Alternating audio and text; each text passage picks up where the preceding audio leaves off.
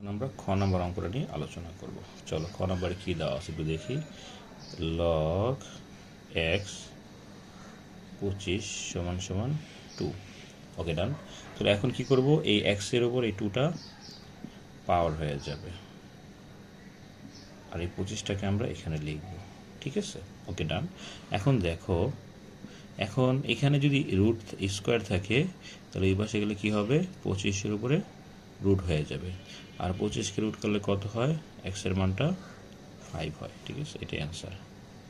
এইভাবে তোমরা এক্স থেকে লগ থেকে মানে এক্সের মান বের করতে পারবো। আবার চলো, লগ এক্স 25 = 2।